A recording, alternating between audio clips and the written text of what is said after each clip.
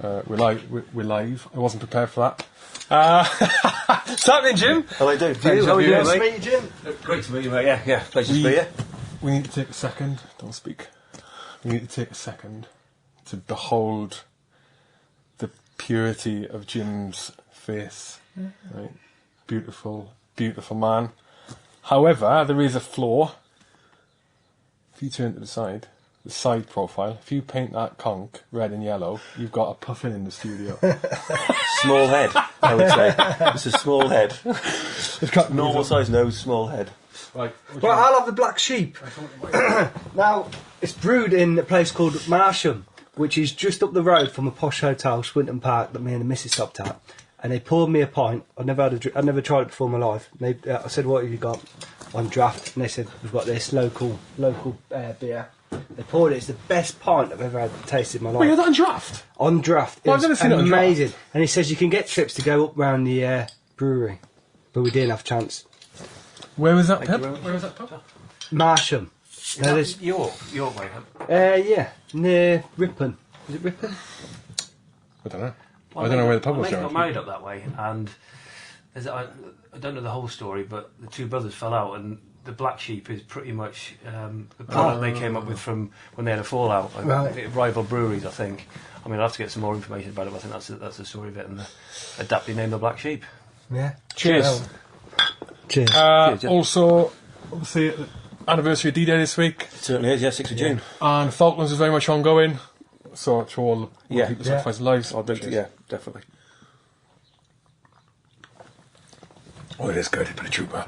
You two don't know each other, do you? Did you ever meet each other in the pit? No. Don't think we did, no. Okay. No. So, Jim was Welsh Guards. Yep. I think you got in a year before me and left a year before me. And didn't you? You got 96 I joined. Oh God, no! Oh no! No? Oh no! I was a bit after that. Mate, I'm old. When did you get out?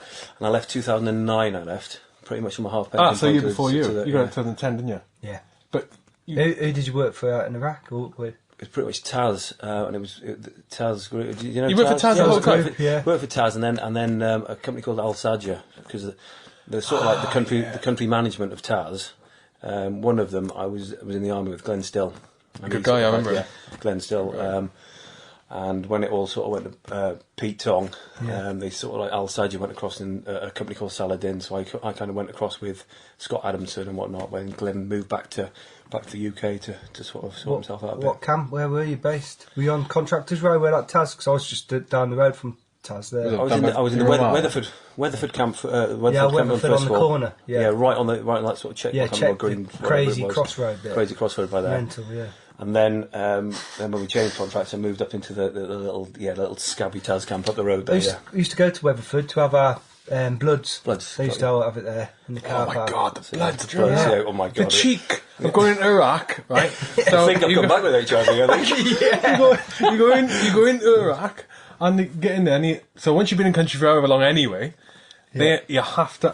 I'm trying to remember this. You had to pay. The company had to pay X amount of dollars. And you had to go and have a blood test done. I remember going so they could check that you weren't bringing any diseases into the country. Because there's no diseases in Iraq. There's no HIV or anything. The only way it's going to get in is if Westerners bring it in. Yeah, like definitely. Controversial. Controversial. It starts me to go on. They are ninjas though, because you'd be standing in the queue and they'd eventually get in to get your bloods done. You'd sit down. They'd do it without you. It's so good at doing it, wouldn't they? Like, they you didn't even feel the prick. When I first went, I didn't. Right, going to get bloods done. And we walked into this building.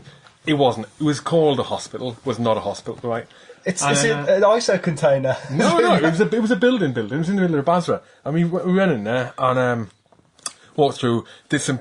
No, I didn't even do any paperwork. Just walked through queuing, and I went through and I sat down at a desk, and there's all these desks and these women and blokes, right, Iraqis.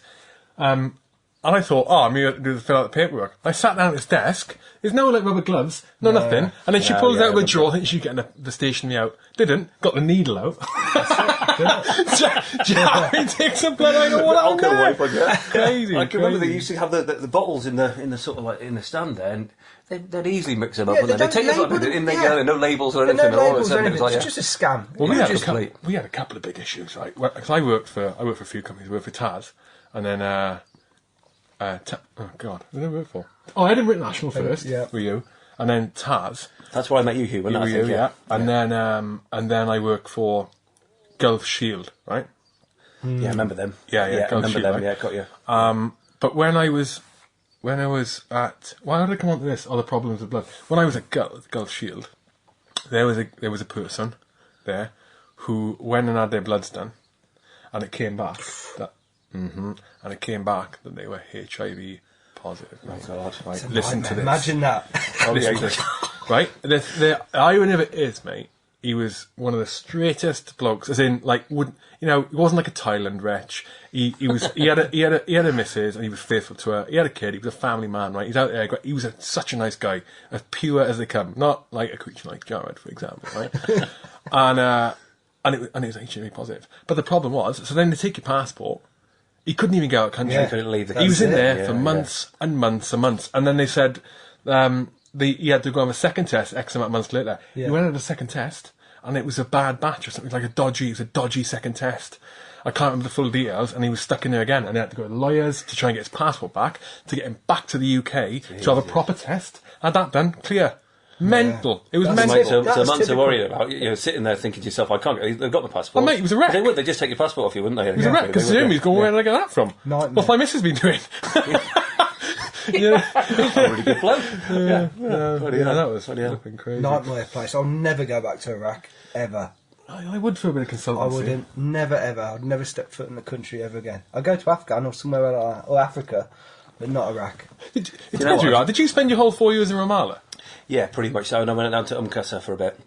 I was down there for a little bit, and then it was pretty much that. Rumaila, the oil fields there, and then Qasr, where we were doing like the Turkish contract, and they were wretches. I mean, we were looking after. We were looking after the Turkish. The Turkish, yeah. And The controversy continues. Yeah, the way it sort of worked was all their sort of higher echelon, they're sort of like project managers, if you like, and the construction managers and all people like that. They pretty much had their own rooms and whatnot. But the workers who were shipped across there, and they stayed there for, they'd take their passports off them when they turned into the country, and they were like living in. Well, or you could be like POW camps. There were like 3 or 4 in a room, and they were just literally shipped out to site, worked all day, brought back, fed. I mean, I'd take a suitcase, and you'd have like 30 kilos of your own, whatever you'd like to take in there. But I used to take all my own dried food back, because the food was, and we've eaten some crap all over the world, haven't we, guys? Yeah. But it was different level nasty. Do you know what I mean? But that's the thing out there, is that with the, like, it can even be like a British company operating in the Middle East, in like Iraq especially.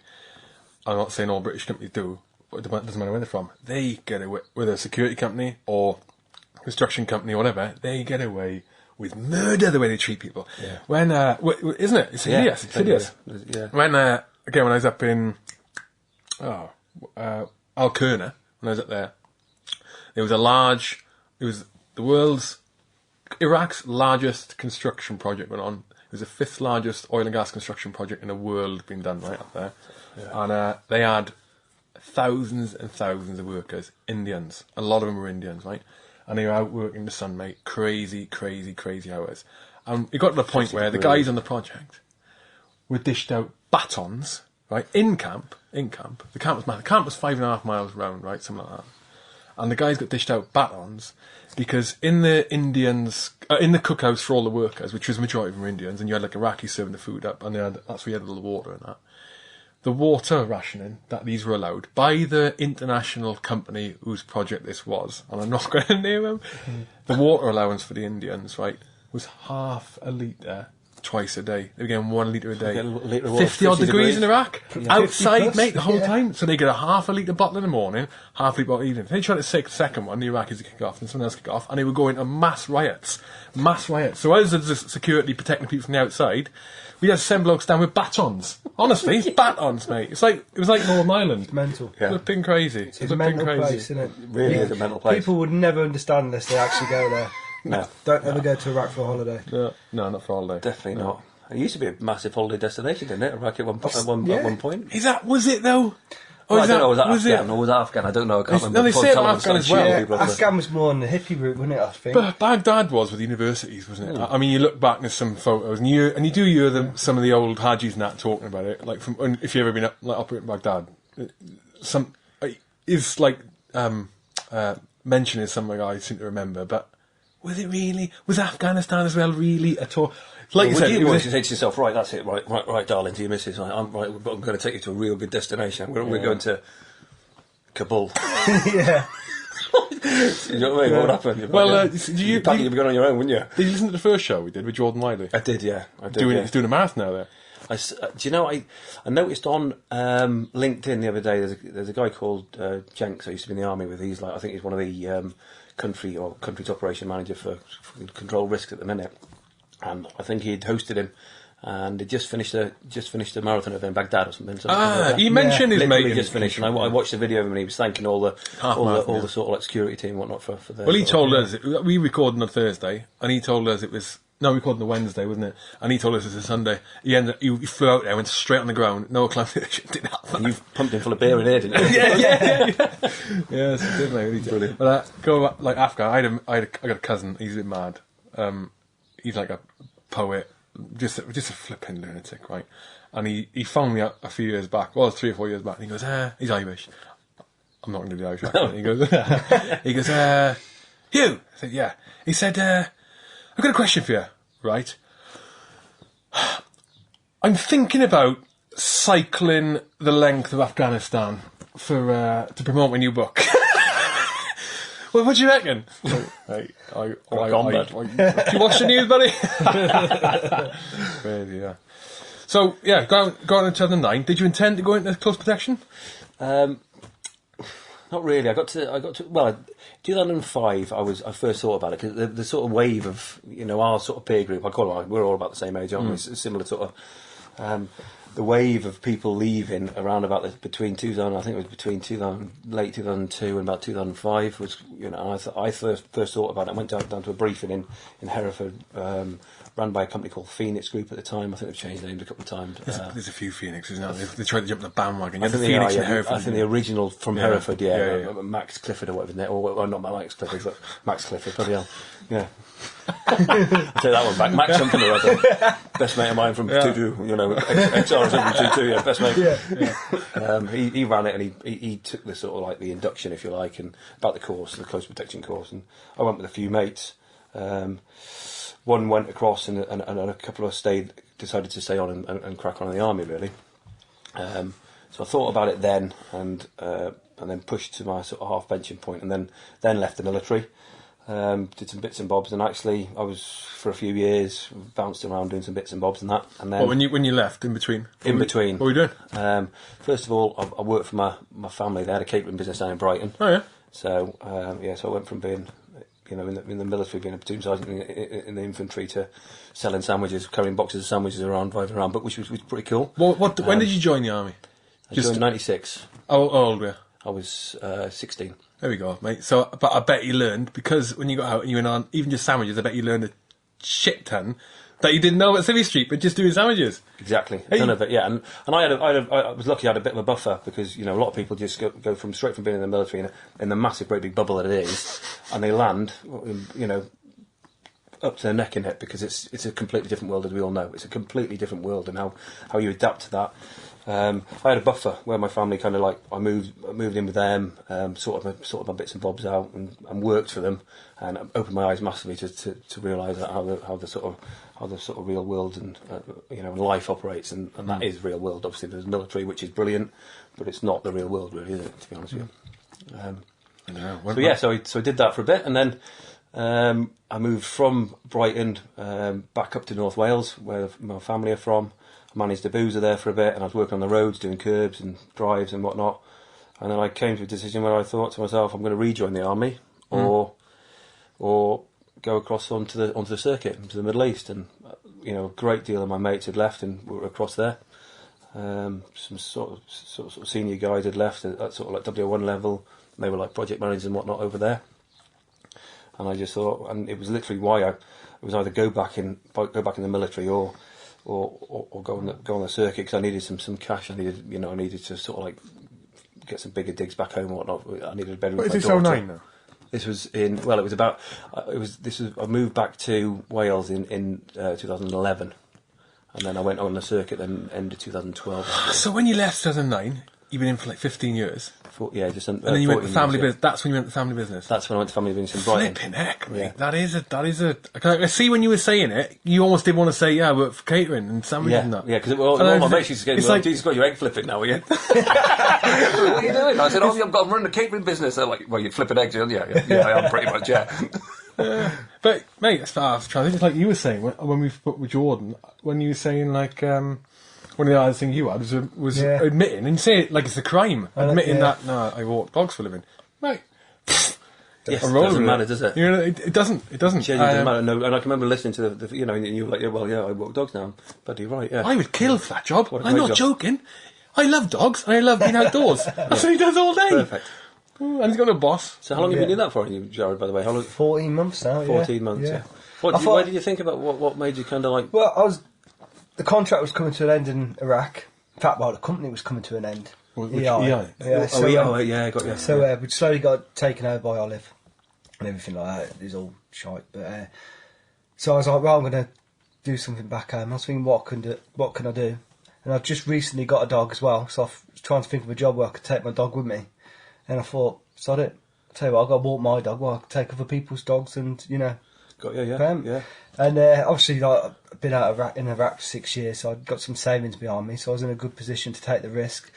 And I thought, well, I'll give it 12 months, see how, set it up, give it 12 months. If it works out, it works. If it doesn't, then I'll get myself back over to Afghan, not Iraq, but Afghan or somewhere else. I think and it's doing fine. I think it's great. I think if you hadn't really worked out, once you get a taste of that, back in the UK, even less than what you need, back in the UK, especially when you're your own boss, you would have found something else that made it work. Yeah. Made it work. No, it's much more, my quality of life's much better now. I'm not earning like 8-9 grand a month, but I've got a better quality of life. Yeah, and Get up in the morning, I could do a bit of fishing in the morning and go to... I only work part-time hours. Pick the first dog up at 9:30 and I'm finished at 2:30 in the afternoon. Brilliant. That's mega, isn't it? Yeah, pucker. Yeah. Best job ever. That is mega. That's mega. It's quality of life, and to be honest, it is quality of life. And the thing you were talking about on your first show, and especially the climate is over there now. And if you are earning 8-9 grand a month and you're taking it home and you're doing that, 8-9 months of the year, then it's worth it. But people now across there, and mates of mine are working for $120 $120 a day or something. And it's, There's still some good contracts though. There is some good ones. Yeah, it depends who you're on.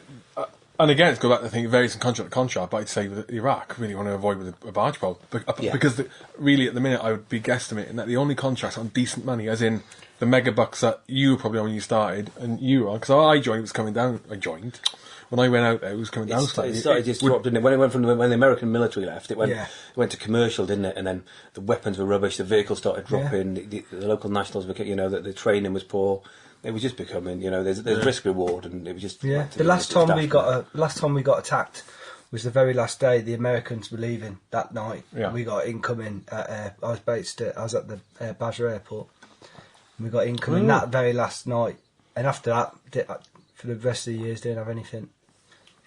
Yeah, I mean, obviously there's a threat there. People trying to kidnap engineers. I think that was probably the biggest threat when I was there. Kidnapping, Definitely, the kidnapping threat was. Yeah, I think it's good. CP's good, but I think you definitely need a plan B. Something, it's good to go and earn some money there, but it's just it's establishing too much that of plan it's B. just an existence. it's not a worse than being 30-year in job, prison. is it? Nah. It's not a 30. It's not a lifestyle job. It's not a life job, is it? There's maniacs out there who are still doing it, Yeah. and that's all they want to do. And fair play to them. Yeah. I mean, I remember. So, did you ever work with? I didn't. Did you ever hear a story out there with a CP guy? He was a South African, and he used to cut about in bare feet.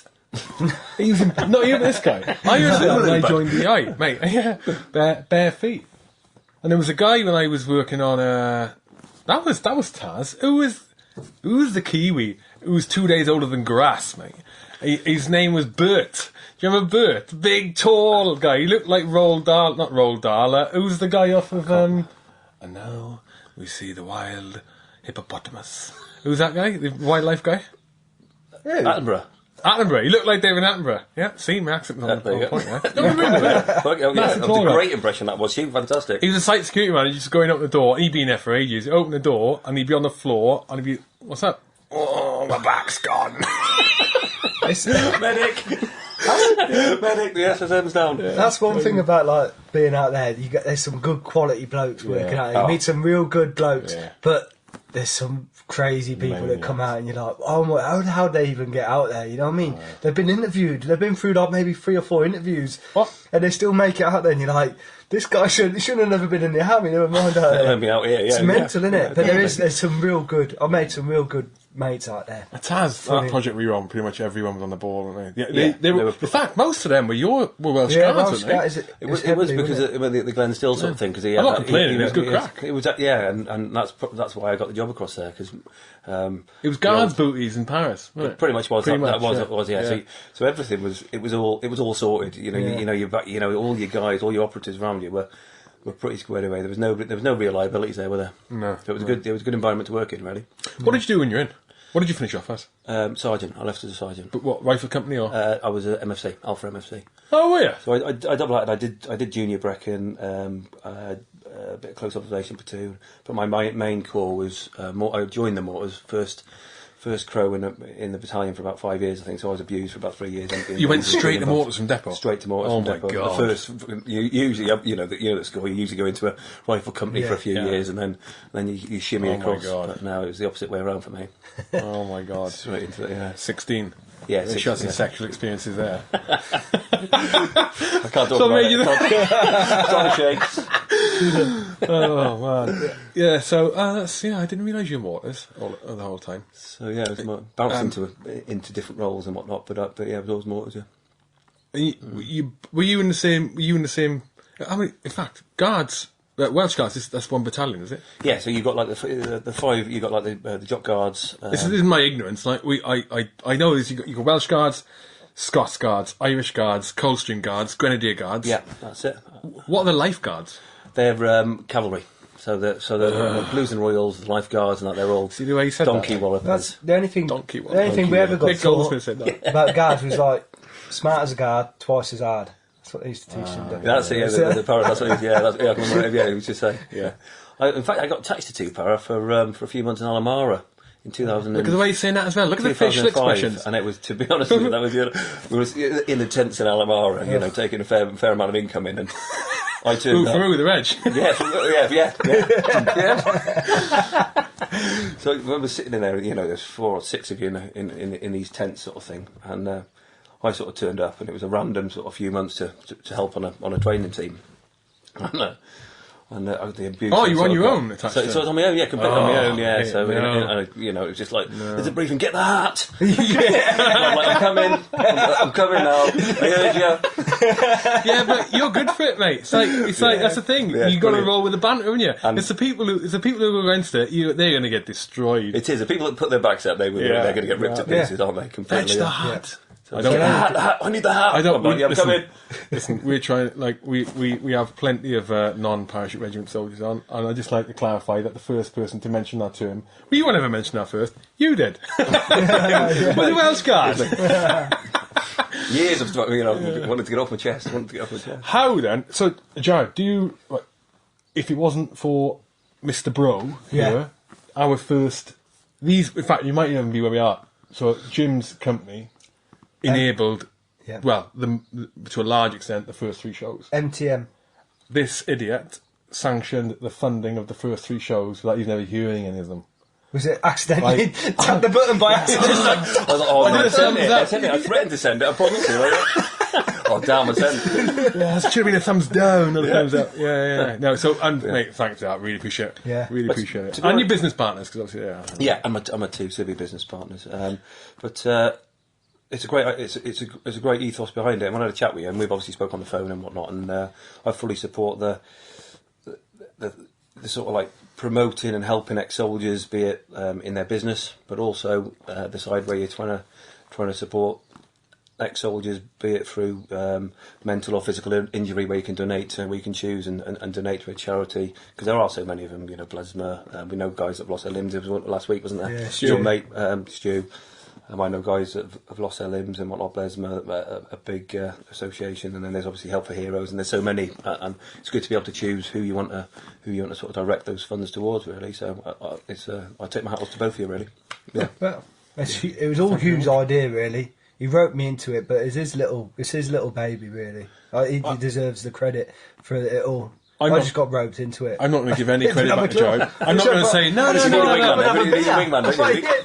So I couldn't have a beer in the chance. I'll do it. What was the pitch? You can sit there and drink. I did. I'm in. I fed him a beer. Right. We're going to go to, we're going to get people in and have conversations. Right. Anyway, never mind that. But thank you. But yeah, no, it's brilliant, guys.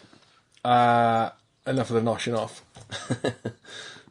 How come then? So you got the construction company. Yeah. Did you have previous construction company experience, or any like company setting up a company, any experience in entrepreneurialism in any way, shape, or form? Because I suppose that's what you are, in a way, or you were, and now you're a company owner. I know, yeah, so zero really, to be honest with you. I mean, how did it happen? I was really lucky when it was coming to the point in where the bottom fell out of the oil and gas industry over in Iraq. As we all know, we were probably there at the similar time. And the wages started to drop. The guys, the standard of people weren't so good, and it was a case of a lot of people were probably starting to look back towards back to Blighty to think, right, what am I going to sort of do? You know, this is sort of wrapping up, and there's some, you know. So I put the feelers out to a few people, and one guy was I met whilst I was in the army. He's got a company, and he offered me an opportunity to act as to work as a contracts manager for him, which I did. What kind of company was it? It was a construction company as well. Ah, so contracts manager being what? What did you explain that? So basically, I was thrown right in at the deep end. He said to me, disclaimer, the company is now sank. I'll give you a job. You could be a contracts manager, and you're going to look after the rail side of what we do. So you mentioned this before. Yeah, so I was looking after. He did a lot of work on the rail, but civils, geotechnical work, devegetation. It's like surveys, fixing the rails, in placing rails, and drilling and pinning, meshing, stabilising embankments. Okay. So I was kind of thrown in the deep end a little bit. It was like, right, unless you're going to kill somebody, don't ring me. Get it done. This is what you know, sort of thing. So I threw myself into that and met some people, learnt a lot about learnt a lot. What do you have to do by YouTube, Wikipedia? Because I genuinely don't know what contract manager does, right? Which means probably you don't, and probably a lot of other people listening or watching don't. So you would get given a project or have a portfolio of projects, and you had to and with the project plan, I suppose, and all the tasks and deadlines, and you had to go make sure that happened. Yeah. So the way I really sort of like moved everything forward, and it's a very. Do you know what you did, Jim? Yeah, kind of. The best way to describe it was, I didn't really know what I was doing. I had to learn the sort of like the construction process, right from quoting a job to winning a job to then submitting all the relevant paperwork, the RAMs, the works package plans, the construction phase plans and whatnot. Epic, isn't it? Epic. An epic. It's I know epic. a bit about construction. So it's the actual manager. It's the management side of things before the work actually gets done, and all the skilled operatives, and they're brilliant before they're let loose to do what they're good at doing.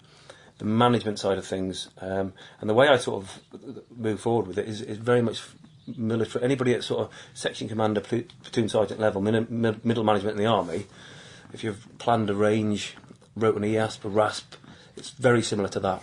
And all the processes are just moved from the military into a civilianised world, really, and that's kind of what I did. Planned and sort of made jobs happen with the guys that I was surrounded with. That's interesting. You mentioned that. Is that one of the probably at all levels?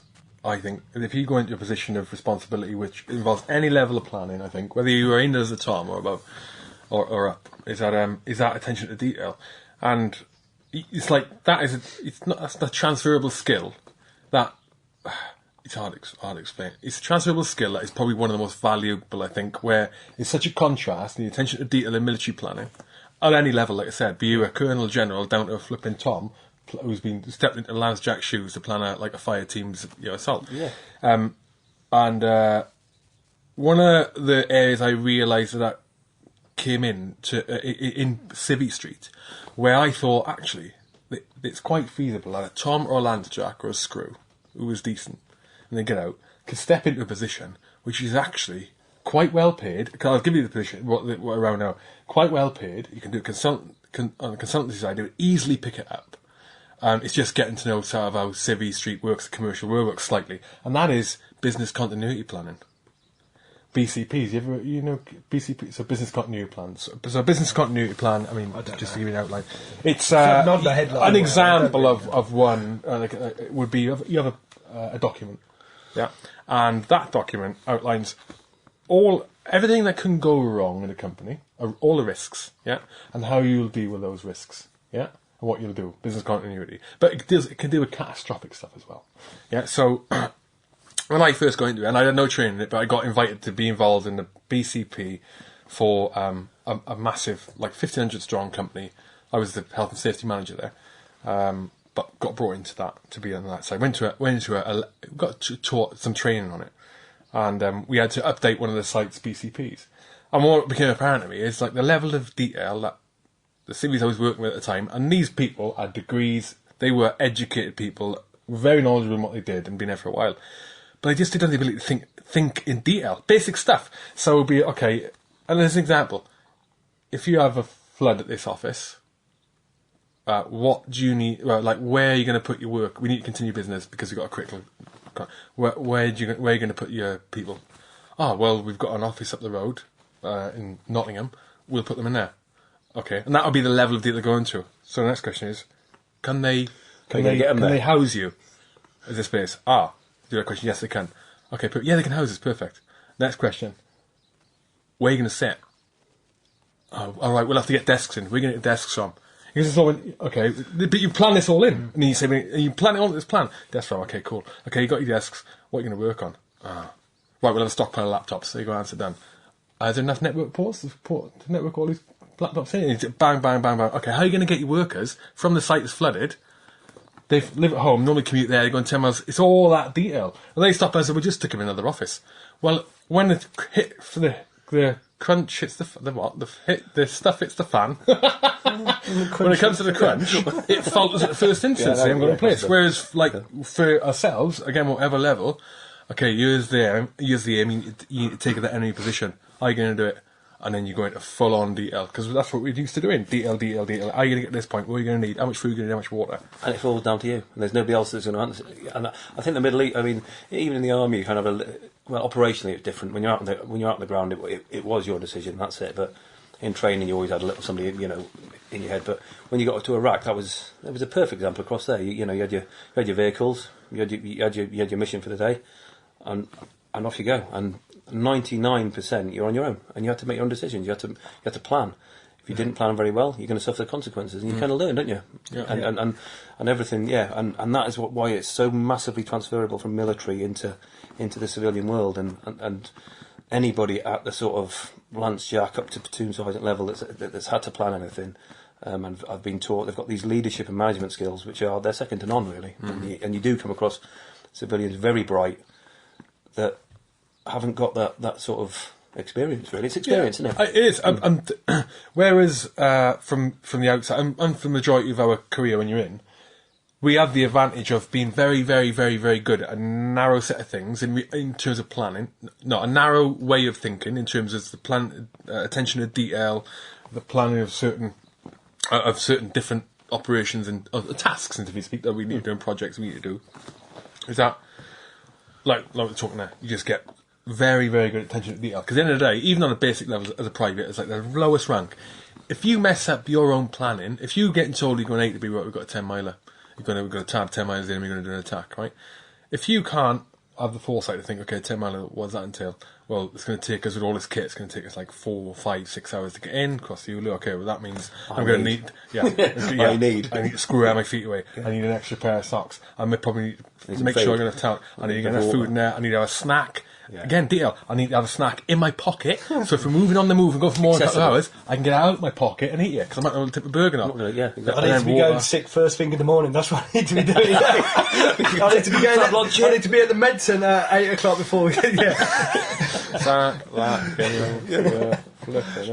So you did contracts manager. How long did you do that for? So I did it for about 18 months, really. How long before you sort of felt settled and confident in what you're doing with it? Probably about 12. Well, I was there for just under 2 years. Actually, I was there for about 18 months. At the 18-month point, I decided that I needed to sort of move on. Really, for the first 12 months, I was finding my feet. and I was enjoying what I was doing. For the second sort of 12 months, I realised it was, things were just pushing in a different way than I wanted to go. And that's what, in the way you were progressing in the way the company? in the way the sort of company wanted to go. And yeah. that's the way they sort of wanted to go. But that's the beauty of being able to being a civilian and choosing what you want to sort of, do you want to support what's happening there, or do you want to kind of move off? And what happened there, really decided that it was another throw the papers in the air again. I'm going back to Iraq. Yeah. There'd been a few of them. I'm going back to Iraq. Then I came back down to I thought no, I'm never going back there again. It's absolute garbage. So I ummed and ahed, and a couple of people I'd met along the way. We sat down, had a beer, and decided to put things together and go our own way. So contracts manager at the was it a construction company on the rail stuff? It was a construction company. Yeah, they do sort of like they did a lot of sort of like heavy civils rail work. Yeah. It was a fairly big company. He'd done well. The ex-military guy had done very well for himself. Oh really? Yeah, he'd done very well. Ben Laden was from Worcester Sherwood Foresters. Because I had Joe Stevo. Stevo got out and went and worked he went as a surveyor, or as trainees, or started for something, and then again, like you're describing, like Johnson about, just mega what he like. They just like his attitude, and he's very good at picking things up, and his attention to detail. He works with, and being a surveyor on the railways, when it's one of the same company. Because that, off the back of him being there, the guy decided to almost exclusively recruit military, to change his whole attitude. Yeah. And then he got some lunatic in, I reckon, and that was the end of that. I just kicked that microphone. So were the other two guys from that company you were with? No, there was. I'd met them on my travel. One had another company, a rail company, who I'd met doing bits and bobs. A much smaller company, D-Veg company, and the other guy was his mate really. And then we just sort of we had a chat and sort of decided it was let's have a pop at doing ourselves. And from there we set everything up, so it was sort of like towards probably July last year, and then put everything together, got everything set up. It took a few months, investments and whatnot, get everything planned, get everything up and running, names, and then all of a sudden we went operational in September, October last year. We started for a company called Pioneer Homes, where we had quite a few guys out. At one point we had 16 guys out doing internal and external works on new builds, really. You set up the company, and straight away you had the contract. Was that through someone you knew? So at that sort of level, at the contract manager level, you know people. You know when you talk to people that have, right, that's happening, we're doing that. Well, actually, we can supply some guys for you there, and that's simply it really is how it works. With the home construction, with the new build, the industries at the minute.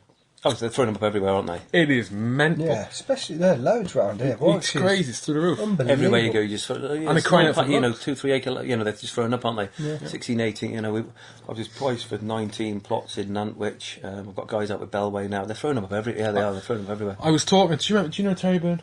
No. Terry Byrne's a two-part lad. He lost his leg in Afghan. We're going to get him on actually. I spoke to him on the weekend. Lives near me, but it was different story. Anyway, he's a site manager for a company, a housing construction company in Colchester or Essex area, and he was telling me he's saying that basically that whole industry are absolutely crying out for blokes, and for the site manager's perspective, that's crying out for as well. But that role is so suited to the military attitude that his company Persimmon. I think it's Persimmon Homes. I'll ask, but for anyone listening who's thinking, "Well, we're going to do it out," get on to them, because they will take you on.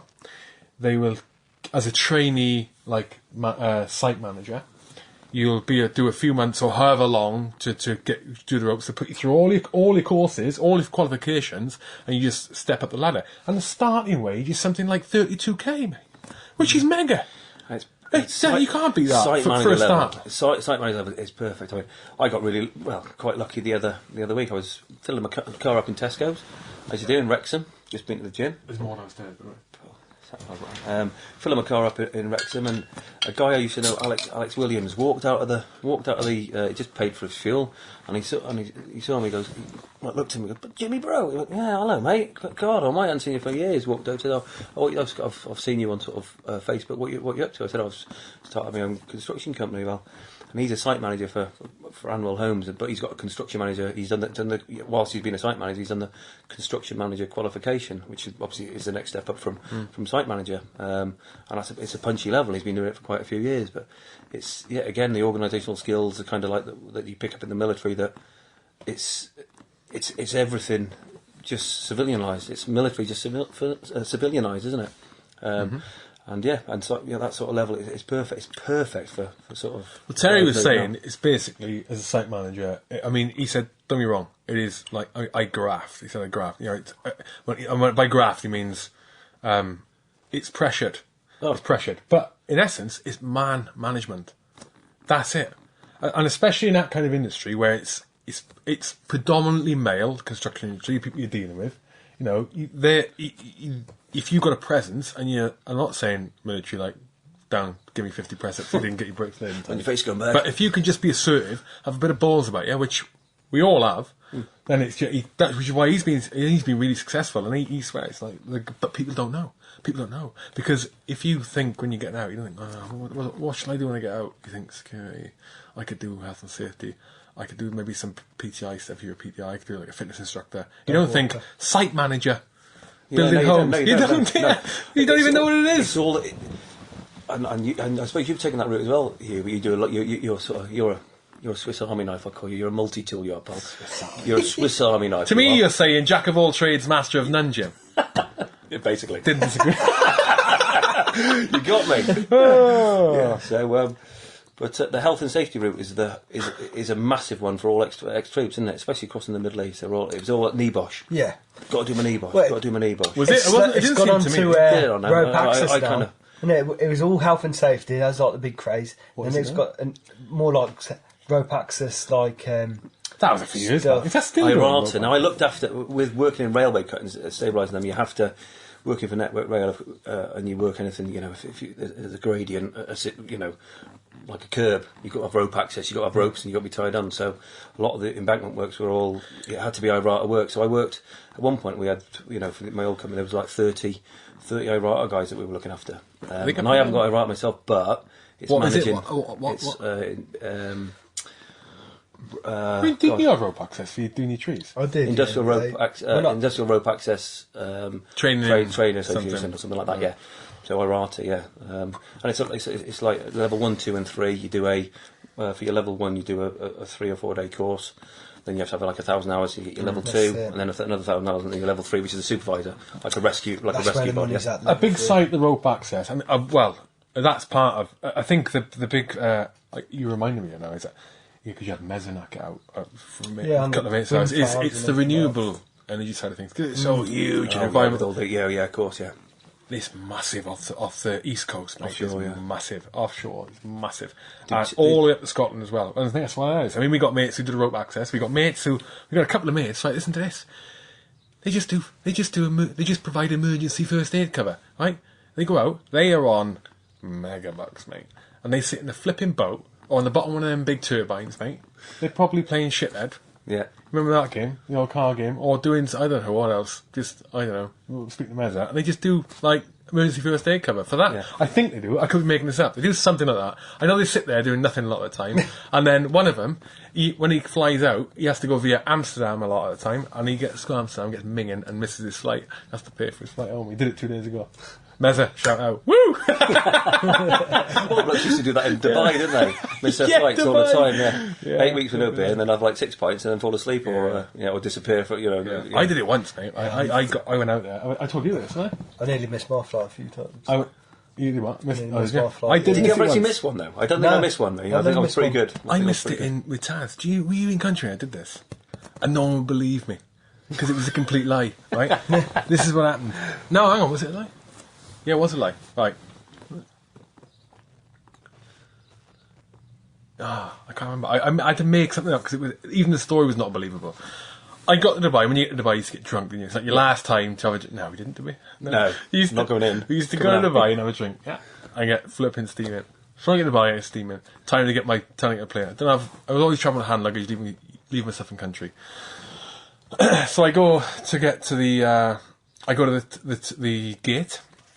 And I go, yeah, I want to get on. And I was not sober, right? I go to get on. And she takes my ticket. So I'm in Dubai now. So I've flown from Heathrow to Dubai on one ticket. I'm flying from now Dubai to Iraq on another ticket. Are you remembering this, Jim?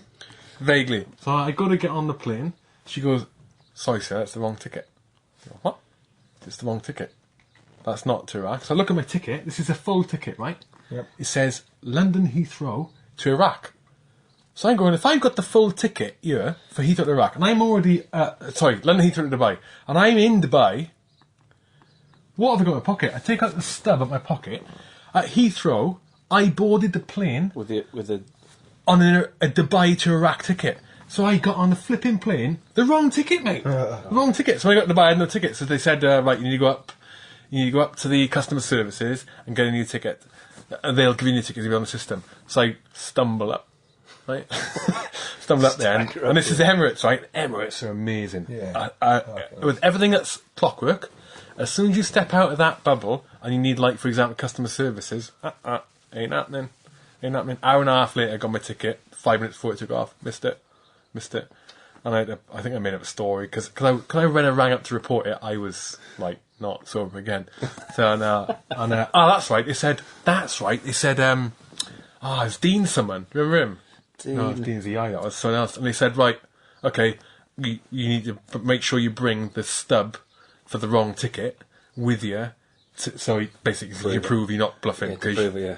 Man. It's like we used to be in the army. I didn't have bring it. the flat tyre up to I didn't have it. company office. I didn't know it. Yes, I got on the wrong ticket in Heathrow, mate. I'll tell you another time. And I won't say the other thing because no. I won't say the other one. I came back with some restricted material in my bag. I got into Heathrow and through Heathrow, and I only realised it when I opened my bag at home. Restricted material. What? It's badmin. That's what that is. No, it wasn't. No, it wasn't. Badmin. No, it was planted there. I'm telling you, it was planted. I think there was a couple of Iraqis hated me. Yeah. What was it? It was a magazine. Oh, was it full? Not was it full of bullets? FHM. No. Was it full of rounds? It was a lot there was a lot of pages in it. I don't know what magazine you're on about, Jim. Is it a pistol or an AK? No, it was not a broadsheet magazine. What was it though? Was I'm it not saying it. everyone knows anyway. Everybody.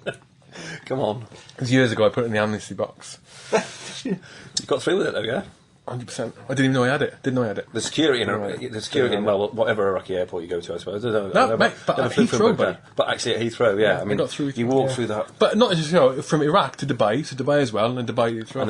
It was whole luggage though. It was whole luggage, so it probably didn't get checked in Dubai. So it's been shipped onto there. I used to put all my hand, you get something. That's in your 51. No, I had a couple of extended. I had a couple of extended magazines from a pistols. Pistol for my 6-shooters, and when I came back, one of those was full of 9 maybe. How many you got for? Badmin. I'm going to go with Jared on that. I'm going to go with Jared on that. That's what my missus says to me. Badmin. His missus is a officer in the Royal Navy. Yeah. A decorated officer in the Royal Navy as well. Well, she scares me a bit sometimes. Not just a cook. Good woman, but fierce. Yeah. You do not want to mess with her. I'm liking this story, to be honest. Let's elaborate on this one for a little bit. Yeah. So when did you meet your lovely wife, then, Jared? Whilst I was out in Iraq, I met her. Yeah. Oh, did you? Did you? Yeah. He's not comfortable with this line of conversation. Okay. Anyway, Jim. Okay. Okay, 180 that one. Let's get back to the construction company. Houses, yeah. Houses, me and the missus have actually just won. They've just accepted an offer on a house that we've put an offer in just down the road from here. Oh, truly, yeah. So how did a couple of ex-paras end up in? They're usually Colchester way. We're not here. This We're is here for you, Jim. We're here for you, like Jim. what I'm doing there. This is my hometown, Warwick's where I'm originally from. Is it? Oh, is it for you?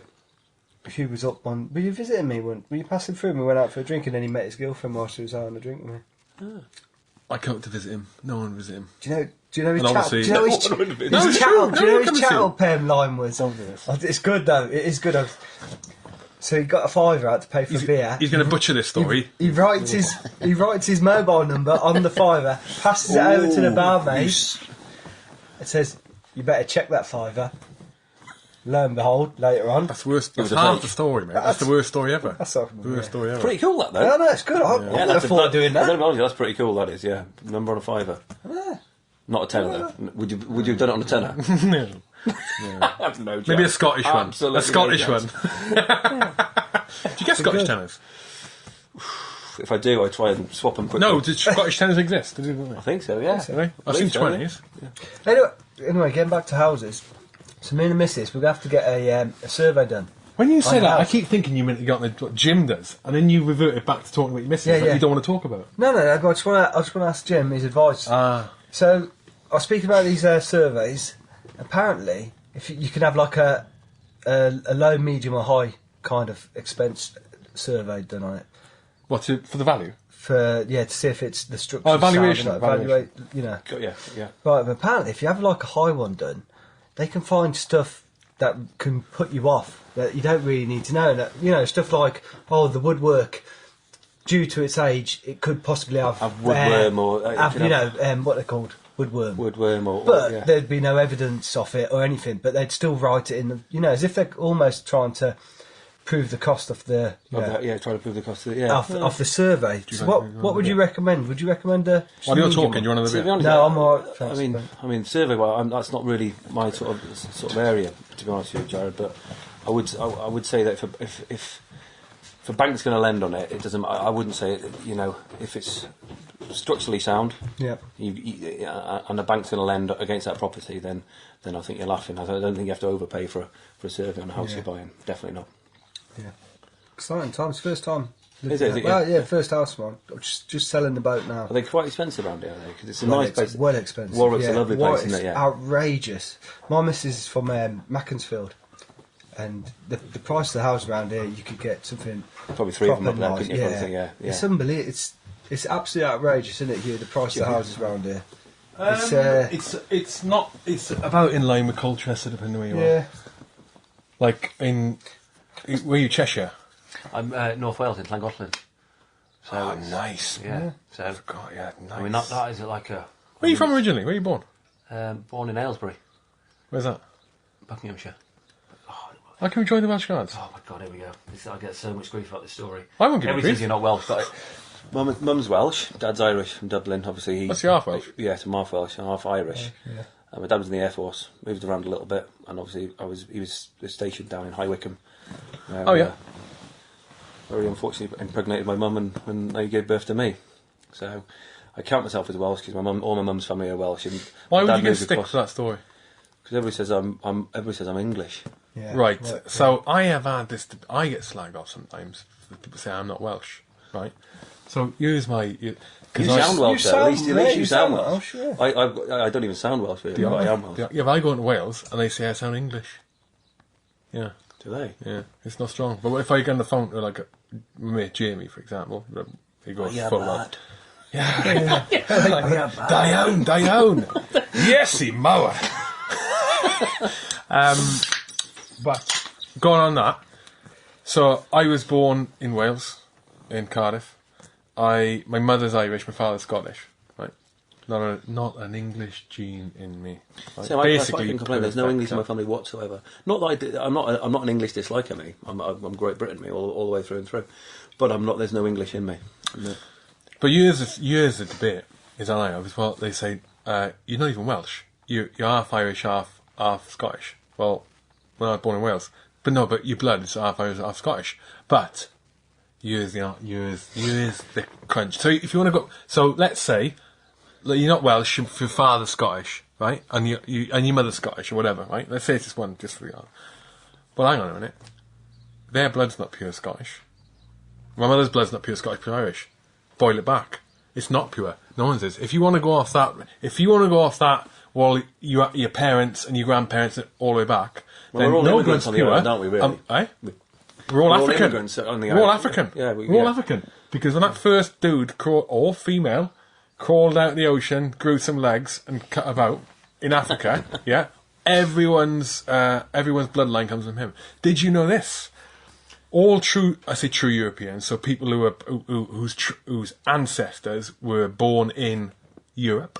And when I talk about Europe, I'm talking old school from back in the day, where you got the old landmass that came into Turkey. Yeah, but now you can Turkey's in Europe and it's in Middle East.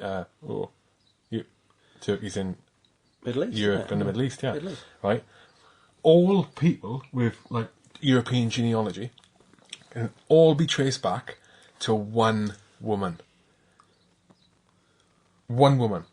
And they nickname her Europa. So, not archaeologists, paleontologists or whatever. People who study it, they call it, she's nicknamed Europa. There's a BBC series, it's amazing, it's called The Incredible Journey of Man, or Man's Incredible Journey, something like that, right? And it basically traces where we know man started, like, humans, politically correct. Man started, stuff in Africa, and it traces the evolution of man, right? Why, like, tribes, how we went, where did we go, why did people stay in Siberia, flipping mentalists, Yeah. How did people get Australia? How did people get Australia? We didn't evolve in Australia. Look how much sea is there, right? Anyway, so just an exclamation point there, right? So in that, there was a tribe came, like, to the European mainland, they basically crossed over, one woman went over with this, might have been a group of blokes, might have been having a right old time, but it was one woman, and they all came from one woman, Europa, whole of Europe. Incredible Journey, man. Watch it. Went on a tangent there. Well, yeah, Did you get your housing question answered while I was getting you a beer? No, I don't think I did. Did I interrupt? No, you? we did get the survey. Yeah, Yeah, we did the survey. yeah. Yeah, we did. Yeah. So just go for me. I don't need a high risk one. I Not a high risk, a high paid. Hey, they've got loads of work off of helping us this podcast, haven't you? I have. Yeah. Oh To be yeah. honest, yeah. Yes. Devegetation works. I've got yard repairs, Patio in a patio. patio in Colchester, which I need to make a phone call about. Patio in Colchester. I only want like 50% of all these commission. projects. 50% commission. Yeah. We want 50%, and it'll all get. He's got to say yes. No, I'm joking, mate. I'm joking. No. Yeah. No, I'm glad, mate. I'm glad it's really out there because it's. I can't believe people are listening to it. Really. Crazy. Yeah, it's crazy. Isn't it? Idiots. Idiots. So, So, but it's how things get done, though, isn't it? People. Well, my experience is, well, it is, isn't it? Life is about people, and we're all similar people, and if we can sort of help each other out, and and scratch each other's back, and trade, and it's the way the world is. If we can do that, you look after your own, don't you? And people, it's simple as that, really. So yeah. and incredibly handsome people, Jim. I quite like, to be honest, I feel flattered that you call me. Why, Because all my mates call me Screech from Saved by the Bell. You ruined it now. Yeah, I got a Screech. cousin, right? Do you know what I mean? Female. I got a bunch of female cousins. You just ruined it for her, right? She, I'm telling you, she is listening to this. Or she's probably going to watch this now, going. Oh. I don't look like Screech at all. is it? She messaged me a few days. She listened to the first couple, of the show. She listened to all three. Well, she said she can listen to the first one. I can see it. She said it better not be shit. I can listen to them. And then she messaged back and said she listened to all three back to back. I've heard that twice now, right? Once someone watched them back to back, 4.5 hours worth, back to back, watched them all, and she listened to them all back to back. And then she messaged me the other day, like out of the blue, sort of not really any point. She'd already told me she liked the podcast. It was like, oh yeah, the podcast's really good. Yeah. Just I hope the next one goes really well. And then like your primal instincts kicked in, and the real question came at the point of conversation. Is James Broe single? You could hear the lust in her voice through a Facebook message. And, through a Facebook message. I was like, no. Jumping off the screen, was it? Jumping off the No, screen? he's accounted for. But I won't mention a name. But I did say, keep the faith. You never know. His life might get ruined, and then you're in with a shot. Drink to that. Yeah, here we go. Drink to that. Ruined lives. So you set up in October. You landed that contract with the housing company. So were they a bigger construction company and there was employing subcontractors? Because I know that's a massive thing. You end up with a company gets the task, and then they employ. And this is like that sort of construction, labour, and industry. About 20 other companies to do it. So you're working for a person. You end up working for a sub to a sub to a sub to a sub. Yeah. So. The majority of the people that work for us, and between the two companies, there's another company my business partner runs, and the one that we run, and at the minute we're very much under one umbrella. So it's similar. The synthesis play off each other. Yeah. Yeah. So so we find our feet, and it's been a godsend with cash flow and stuff like that, especially with, if you're waiting for a client to pay you even an amount of 30-40 grand when you're paying lads wages out every week. It could ruin you, sort of thing. So it's been my partner's company's been very helpful in sort of pushing us forward to a position where we can sort of stand on our own feet, which we're at now, which is brilliant, sort of thing. But yeah, the Pioneer Home's the first one where we had quite a few guys out with. It was a bit of a, it wasn't a big company, it wasn't a massive company, it wasn't a Bellway, it wasn't an Anwell, it wasn't But Pioneer Homes, wasn't it? Pioneer, yeah, wasn't it? It was a smaller company. I think the turnover about 14-15 million, which is still big, but for new builds, and when you're throwing a few, it's not massive. So there was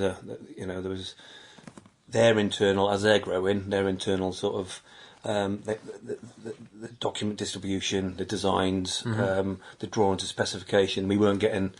So it was run by site managers really, and sometimes, of course, people. It's human error, isn't it? They make mistakes. That drive's gone in too soon. You've had to go back and relay it. So we had a lot of to and fro in between. Well, it's not actually our fault. We're a new company, so we were doing you a bit of a favour coming back to do it. But so it was. Yeah, big learning curve on that one, but it made us find our feet. So then we pushed out into, we've got a few groundworks teams out like Ashbrooks. They do plant iron, so we've got a few guys out there. Ashbrooks, I think. They're quite a big company up North Wales. So we've got ground workers out with those guys now, doing sort of like working on farms, doing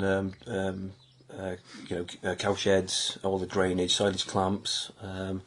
We worked on haven camps, putting in like large overflow tanks and everything. So we're doing some pretty good civils work. Sort of Sounds quite diverse. Loads of different stuff you're doing, but like you were saying, there, it all plays into each other. But your business partner's company, so it is. But that, I take it, that's a service that is related to construction. So you can give each other off, refer to each other, refer clients to each other. So we can refer clients to each other. His is a predominantly rail environment devegetation works and civils, if you like. Yeah. How do you find? So they've got all the accreditation. And they've been running for years. So to win jobs, we've got you got the turnover, you've got the. You got the accreditations that you need to work for the sort of primary contractors. The big boys, the Stobarts, the Murphys, the sort of big boys, if you like. Yeah. Oh, that's good. How do you find the relationship between different construction companies like your own and other construction companies in the industry? Is it a positive relationship? So you can positive relationship or negative? Is it like backstabbing or is it? I'll be completely honest. The contracting world in construction, it's brutal.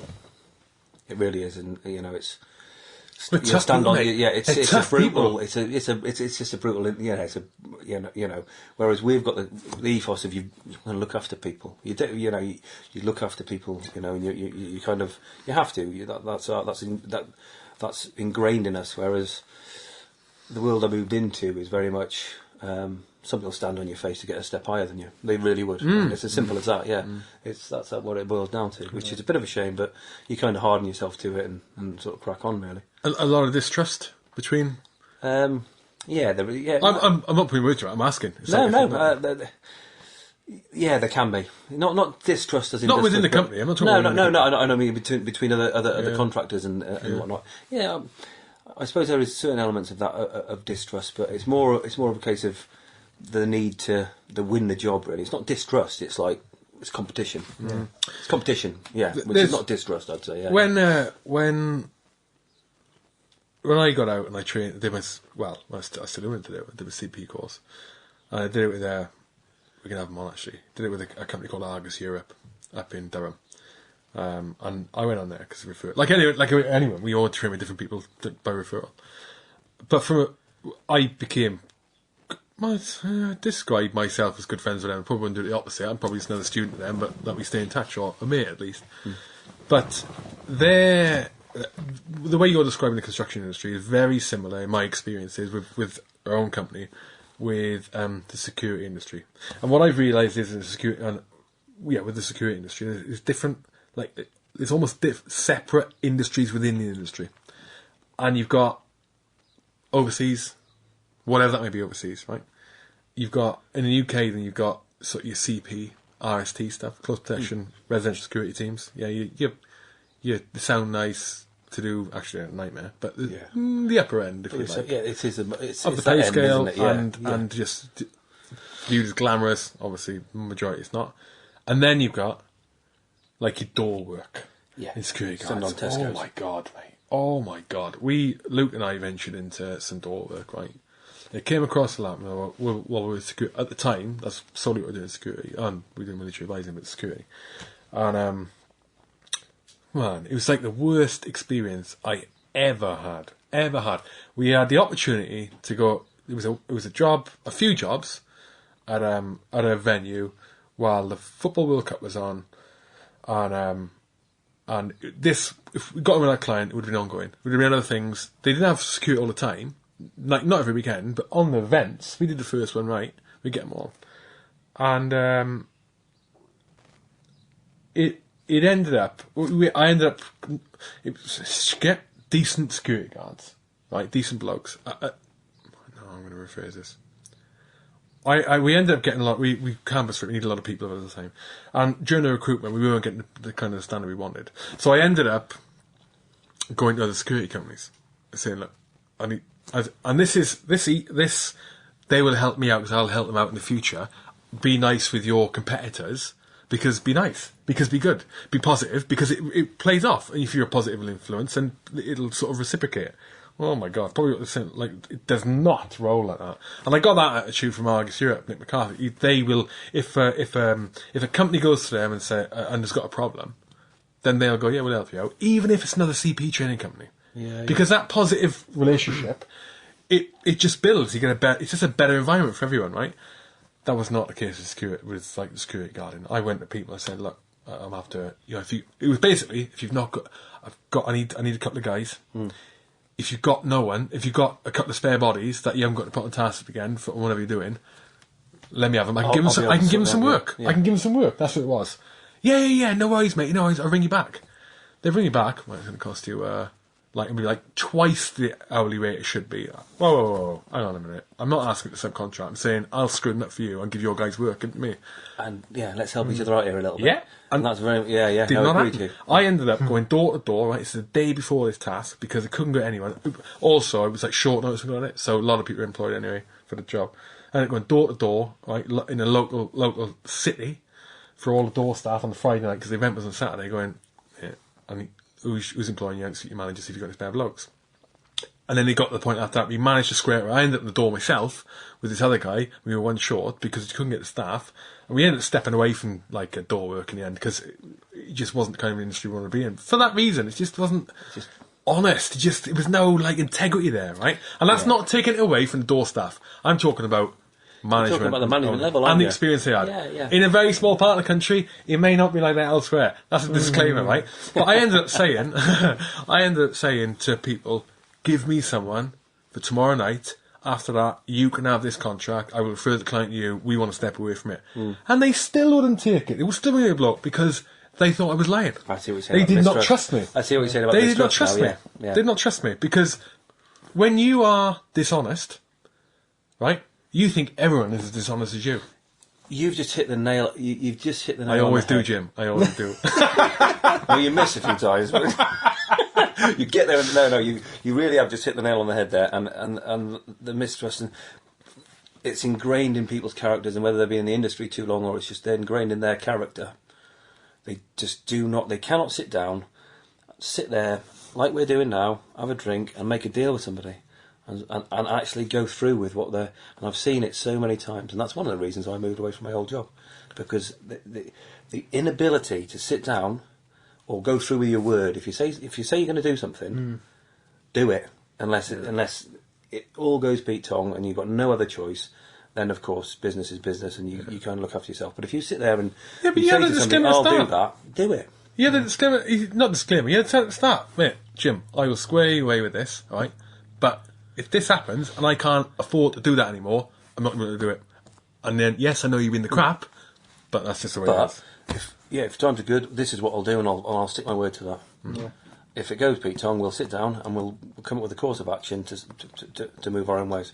And again, What's so difficult it's about not that? it's not to say that there aren't companies in the industry out there like that.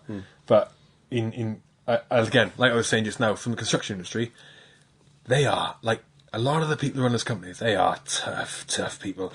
They started off as the labourers, hardcore, calluses the size of his flipping nose in their hand, right? Massive. And then they get up, and then they run the company, and they've had to fight to get their jobs. They had to fight the contracts, and all of a sudden at the top of the company, and it's like, boom, fuck. They're just hard people. No wonder they like it, And they're successful. They're successful and it works. But for a positive working relationship with another company, it doesn't. Yeah, it's absolute gash. Yeah, but and it's that person. And I call it the ivory tower, me. And once you get into that ivory tower, and it'll crumble. Inevitably, it either goes one way in business. I think you either end up right in that ivory tower and not trusting anybody and being really successful, or it's crumbled. And there's probably millions of crumbles for every one that gets up into that ivory tower.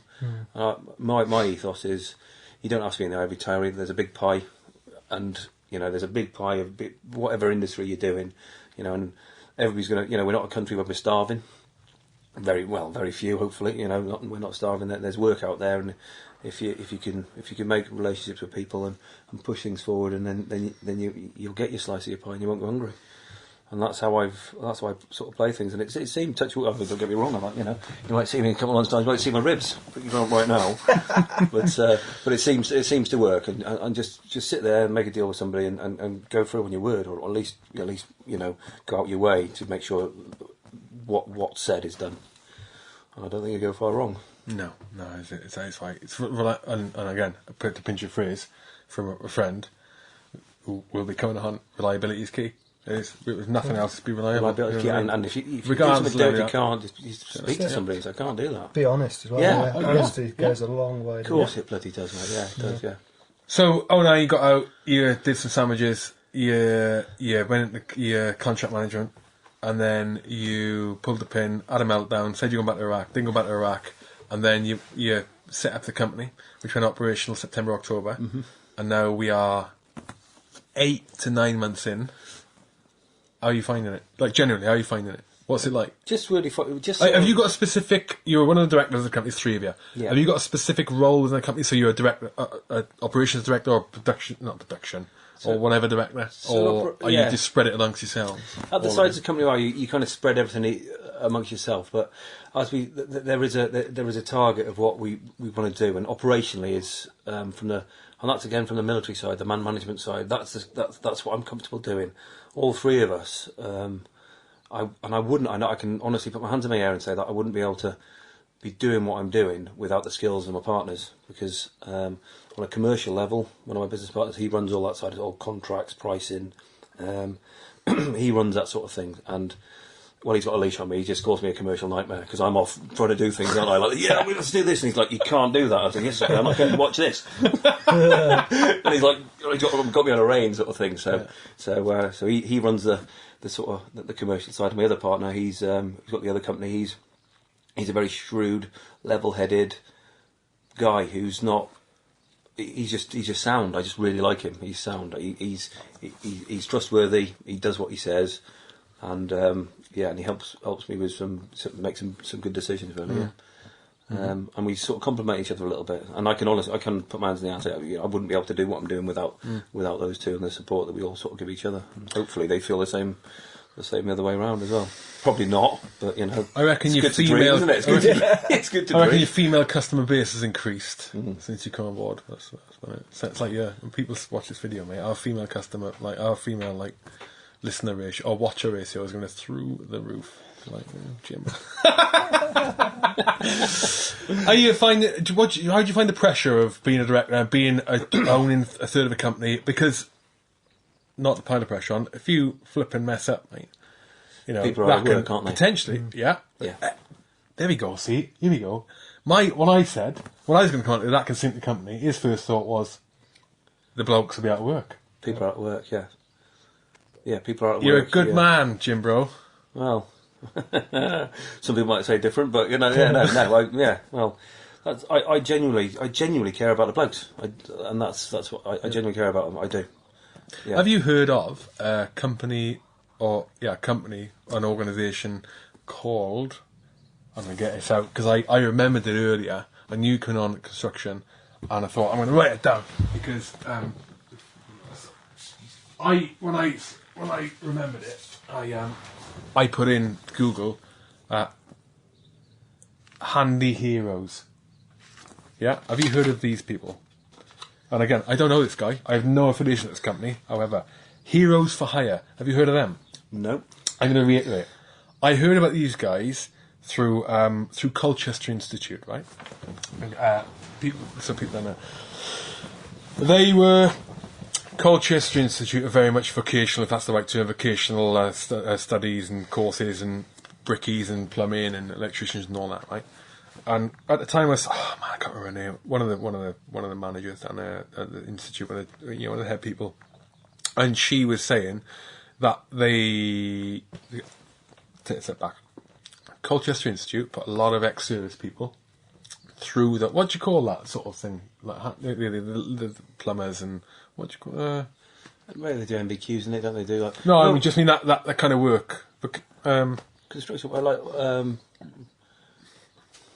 What is it? What do you call it? Anyway, Tradesman. Yeah. Tradesman, yeah. Tradesman. There you go. The sound engineer has just redeemed himself. His phone didn't go off. His mouth did. His phone went off, mate. Jumped in. Right? Jumped in. On the start, the first time he came here, we're digressing. The first time he came here, I was trying to drive his prices down through the roof. I was threatening him with another studio, and I was saying, well, the other studio has this, the other studio has that. And he said, no, it's a bigger studio up. About half hour into the podcast, his phone went off. Oh, I'm on the phone. But I've got leverage, mate. I've got leverage now. I'm in a recording. Yeah, so tradesmen. So Colchester Institute put people like tradesmen through courses for free. I think it's part.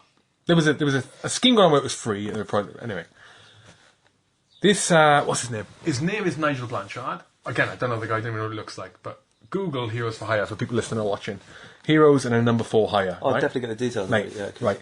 This guy, I know from that time, he had just got on a project on board. He's much like you do, right? He just got on a project on board. I think so, anyway, like a construction company. I might be wrong. He needed 200 people. He is exclusively recruiting military. That's all he does. And it's all he does. You go on his website, Heroes. If you Google Heroes for Hire or Handyman Heroes, it'll come up. That's all he does, right? So is he like an agency for? No. I think, Jim, that he's got his own. I think he's got his own construction company. Right, okay. But I know you can hire people from him. But he's one of those. He's like you. Look, I mean, if you went to him and said, "Wait, what's the score? You know, you're hiring these guys. Where you get from?" Because I would love to employ 6 months or whatever. Yeah. I'm not saying CV's a crap, but it's like we stick to our own, don't we? Yeah. Because you can talk to each other. We understand. Yeah. We understand how to talk to people. And if somebody says to you, so speak to Nigel. Tell me, not speak to Nigel. Google it. Contact them, or get in touch with Colchester Institute because they'll go, okay. That's what we're doing. It's amazing. It's exclusive. I think it is amazing. Exclusive veterans, and he must be. I don't know. He must have an established business to be able to do that because I know if you would, there's no way you'd be able to do it. Like be able to sustain you just can't. It's not. They wouldn't be available. You wouldn't always get the right quality. Just because you're an ex-military doesn't mean. Just because you're ex-military doesn't mean you're brilliant and everything. There are flipping. There are doofuses out there, or there are people who are doing in training things that they aren't suited to, and it's one of those. But so you must be in a unique position to be able to do it. But to explore that avenue of what you can ask them what the quality light is getting through, how they're getting them, where's the advertising. Speak to them. I spoke to an ex. He was in the engineers. He'd finished 22 years. His wife works she's what they call the Armed Forces Champion for Reps and Careers Office. So I touched base with her because I am very keen on using ex-soldiers or ex-service personnel in general because they are at a certain instructional level where they've got. If you've gone through 6 months of training in the military, then you've got some kind of ability to listen, adapt, pass some tests, and they're not overcomplicated tests, but they're. Do you think that national service should be brought in? I genuinely believe it should be, yeah. For if there's further education on the cards, What do you mean? As in, if you've gone through school, you're a child, you've gone through school, and you are excelling at school, and further education is on the cards, then that should remain open.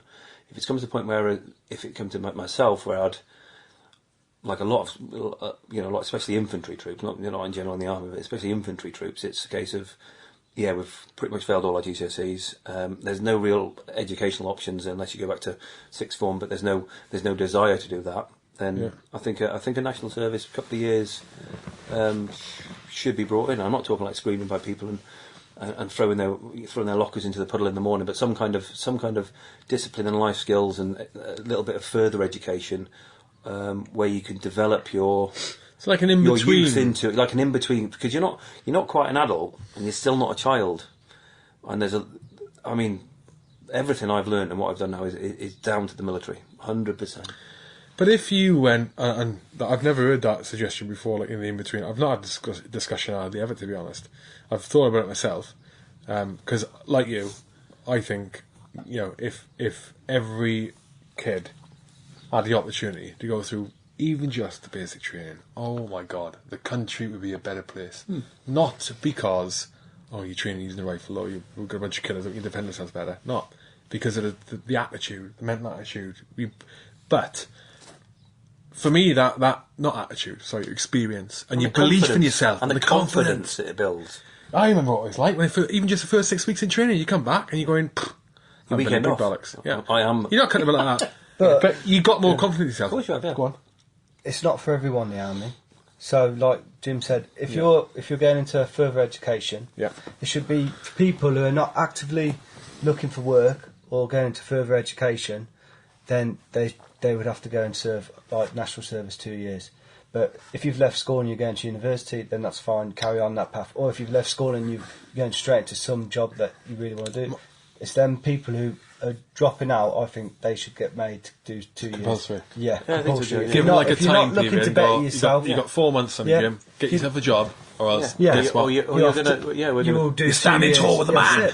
Yeah, and then it keeps the dross off the streets and gives them a bit of a. The only problem with this is, this is what my thoughts have been, and again, I've not thought about this in depth. I thought it like about 5 seconds when I was on the toilet, probably a few times. It would reduce the overall standard, unless those I say conscripts, then not conscripts, unless those national service people, those numbers complemented what they exist. Let's say the army's 80 grand, which is not now 80,000 people, and national service constituted an addition onto that, almost like TA is. Yeah. Yeah. So it's not affecting your main. So that would be fine. But if they were counted part of the main body of fighting troops, then it would just reduce the overall standard of the British Army, British forces. Yeah, you couldn't do it like that, could you? Because if you're only but that's how 2 it's years, done, though, Jared. That's how it's done. Yeah, because it's a year basic. How historically it's done is your numbers, your national service, the country's numbers of soldiers. That's where it's made up from. We've got 250,000 or whatever it is. They'd have to change that. You'd have to change it. That would definitely have to be, because you could. So you'd have your volunteers in your national service. You couldn't depend on your national service to be because effectively we're a volunteer force, aren't we? Where we've all signed the dotted line and we know exactly what we're doing because we kind of chose to do that. Whereas a lot of conscripts would be like, well, actually, how would that work then? So how would you reckon that would work then? Right, if you got at the minute we got the training depot and you got everyone's a volunteer, they go there, and they do the training and they get through the training if they get trained through the training. Let's say, hypothetically speaking, we go right national service for people who can't get a job, able-bodied, of age, banging gun in. Okay, who would train them and where would it be done? Would it be on the same, like would it be at Catterick Garrison where all the rest are trained, a separate unit, or would it have to be? Would it be regular soldiers training them on a completely separate like camp or garrison? Yeah, of course. How do you reckon that would be? Well, yeah. Well, that's food for thought. Because if you're not gonna integrate them into your main forces, then you're going to segregate them. So straight away you've got a segregation issue, haven't you? Yeah. You're using resources of your main force to train them. Yeah. So yeah. Well, they could be used as an enemy on the live ranges. Yeah, that's it. Yeah, I was going to say that. James. You're the Jimmy range today. What behind or behind the weapon, or am I running? Am I a runner? Bloody hell! No, you're it's right. An option. It's an option. It's an option. Yeah. How would you, what But do you mean? they sub that now to a lot of, especially because of Welsh Guard, down sort of like the Brecon area, Senny Bridge, and the Ponty. A lot of guys have left the army, and they actually do professional enemy now for SCBC. Massive. Yeah. Made loads of them, mate. SCBC, Loads of them. They PFBC. go down and live at Senny Bridge for a while and just play enemy. And that's what they do. And it's a full-time job, and they get paid like 80 quid a day or whatever. And then you move to like a team leader, and then you can move to like a CQMS, if you like. Yeah, he's off. I thought he was going to get some nibbles or something then. That's starving.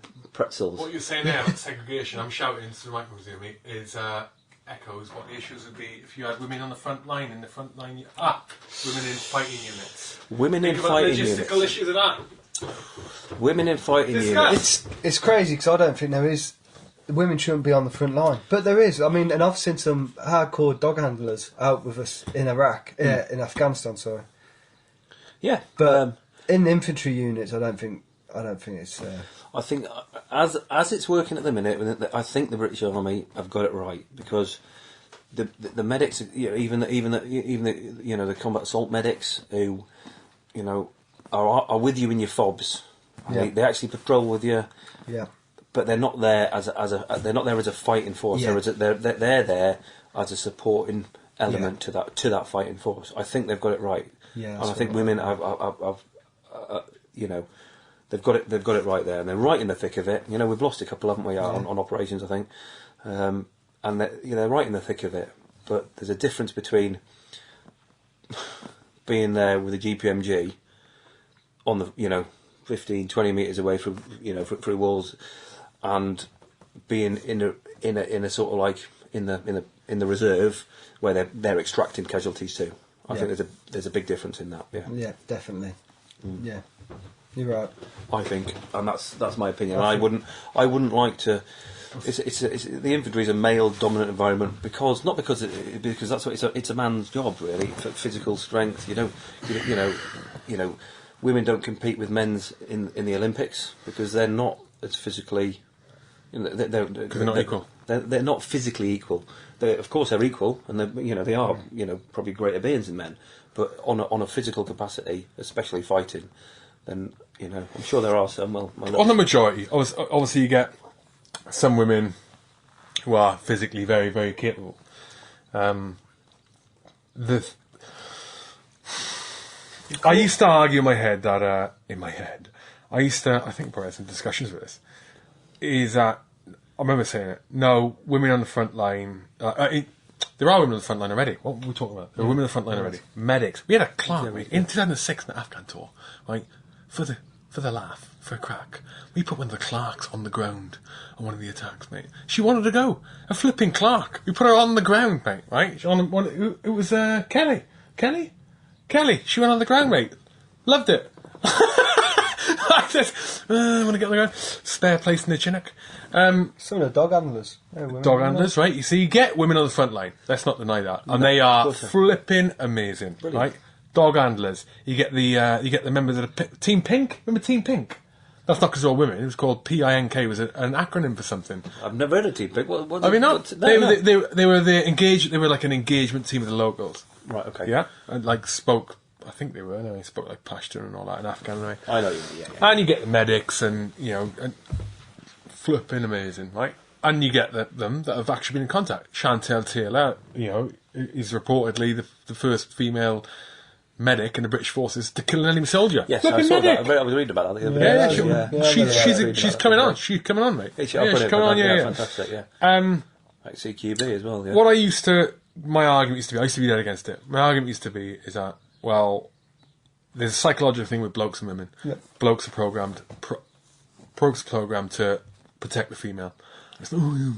No, protect the female, because guess what? You are responsible, as in the female. If you haven't got females, you can't give birth. If you can't give birth, the human race does not survive. It's that primal animal instinct, right? Animal instinct, right? Of course it is. That's the first one, yeah. And then the second reason was the physical strength thing, right? So now I've thought of it since, if you can, I think that if you integrated women into fighting units, I'm going to stop saying frontline, fighting units, from day one training, okay, just like we are brainwashed into this, just doing things, making flipping crazy decisions on the spot, complex assessment situations on the spot, and bang, like life or death stuff, but choosing the right option every time, right? For 8-9 months, and then over the sort of foundation years of your military career, right? Now we can be put in a position where our mindset is, no, you don't. If a man gets shot in the contact in an attack, even though your instinct should be, oh my God, I need to help him, because your best mate that is not what you do. You continue with the attack until you've got it. You keep going until the threat is... So we can do that, and we have done it. That has happened, right? I believe you can do that with women, as in the male mindset, because you'll end up just seeing them as another soldier, another colleague. Bang, bang, bang. Yeah, of course. Right. Yeah. The second one, the physical strength. If you say now the military, the current frontline scales for ammunition, for water, for food. Now it was like 15 magazines, 5.56, whatever it is, right? It is that level. Those numbers aren't just plucked out of the air. Those numbers, because they're the maximum numbers, and sort of the ratio against each other, like food to water, water to ammo, and all that stuff, all complement each other. That's the maximum amount that they know over 20, 30, 40, 50 years of modern day conflict. They know that a soldier can carry maximum and still be effective in the battlefield. Yeah. Right? Yeah. I think, and this is just looking at the physical aspect, that if all the fitness tests that they do for frontline, fighting troops, which are all currently men, if all those tests are not lowered to accommodate women, because women are less physically capable in general, are not lowered. So if women went and did the tests and they passed the same ones that blokes pass, because in doing that, it's not because, you've got to pass what blokes pass, because in doing that, it keeps the fighting capability and logistical abilities of that force the same. Yeah? So, if they only need to carry 20 pounds on a tab, for example, then it means they carry less water or food or ammunition. It means they're less capable. Then the unit becomes less capable. Then overall, the forces become less capable. You're more likely to lose your enemies. Keep the tests the same for women. Okay, if you can achieve what the tests are now, because that's what tactically in military, that's what we need to be an effective fighting force, then the physical side can work. Yeah. So you can. I'm not saying this is wrong. I'm not saying this right. No, so I think the psychological can be done, the physical can be done, right? However, then you peel it back. We're talking about wartime now. This is what I Look was at the implication of having. What is other things? Look at the implication of having. You on about segregation just now, Jim. Having women in barracks. Okay, a massive, massive, massive part of why fighting forces, fighting units, spearhead units are so capable is not only because of their physical prowess and their mental prowess, and because they ain't stupid, although the stereotype might be flipping like American grunt, stupid, solid, gravel belly as they call it. It ain't the case. No, it's some of the most complex decisions you'd ever make and the most high-pressured environments you'd ever experience. So that capable with the strength, and they've got the physical capabilities. But a part of that ability as a unit is the cohesion, because they're around each other 24/7. Yeah, in the same block, in the same room, on the lash. The amount of times I've woken up in bed with some of my best mates. No, you get in there, you get minging, you need a bed, you jump in. You know what I mean? Yeah, it's like in bed, sleeping in bed. Yeah. Mate, right. Incorporate females now. They've got to be segregated, because males and females don't mix, especially when they last. It does not happen. It cannot happen. And again, that is largely down to the male primal instinct. It is. We're flipping, you get not nice people, not nice things are going to happen when you get physically dominant human beings and less physically dominant human beings and add a bit of alcohol. And then so you segregate. Going to go wrong, but also, you get the mental differences. Men and women don't think the same. Flipping heck. My missus, I live at the pieces, right? I know her inside out. Oh my God, sometimes she flipping baffles me. I ain't got a clue what's going on. And vice versa. Yeah. Right. So you put that in place, you have to segregate the women, which means you don't get the cohesion. You don't get the same camaraderie you got. You don't. And Can that be fixed? unless they're mixing together, I don't think you won't be able to say, you know. I mean, even when, you know, as a young 18, 19, 20-year-old, and you're, you know, crossing Northern Ireland, and you're segregated, and, you know, you're allowed a company smoker or whatever, and the blokes are sneaking into the females' accommodation or whatever, or even Vicky Verka, you know, got the females trying to sneak into the blokes' the one or the two, you know, there's that segregation there.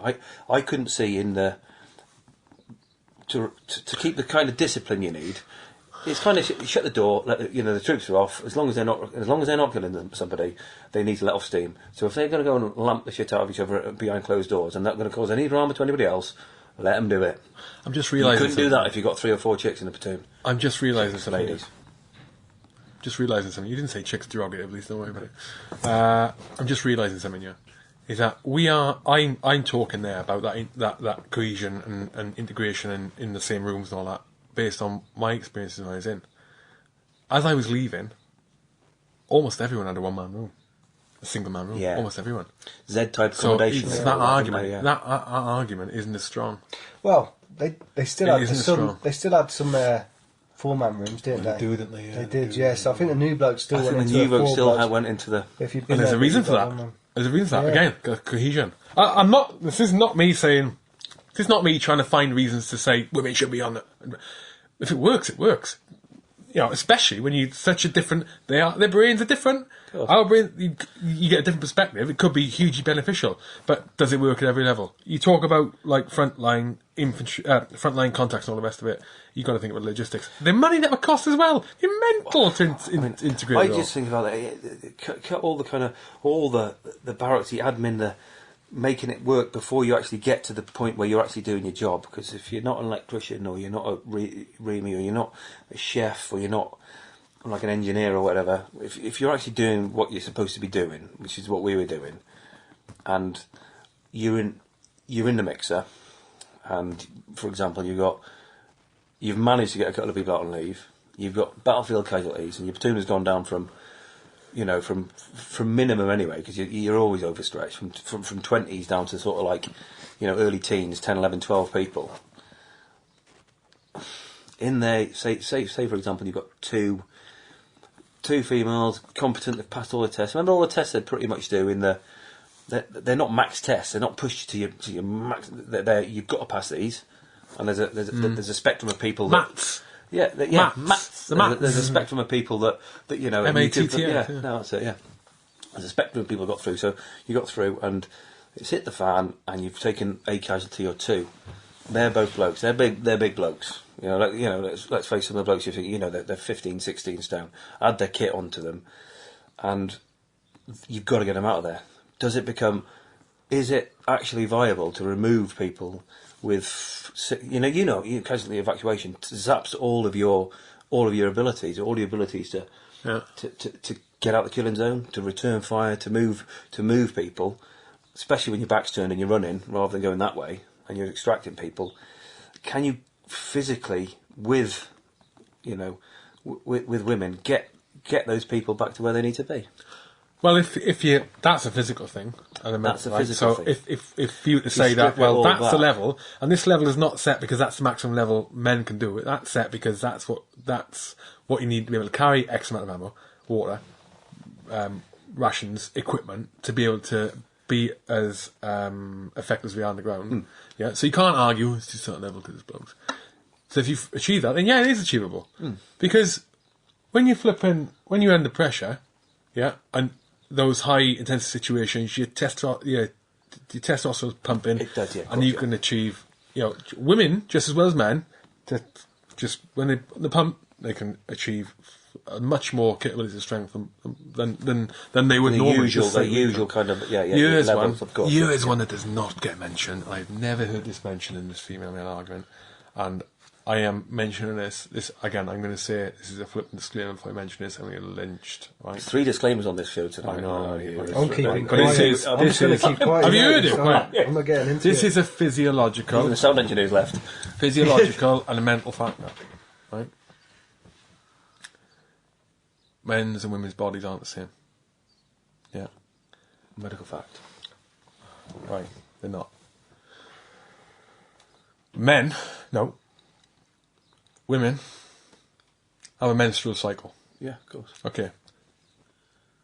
My only issue with that, okay, that I can see, that may be an issue, I'm not saying it is, it probably is, just saying, is that part of that biological process that they have, yeah, is that it has a massive impact on hormones, and does 100% on a significant proportion of women who experience the cycle, because some don't, some are on medication, some are too old for it, whatever, right?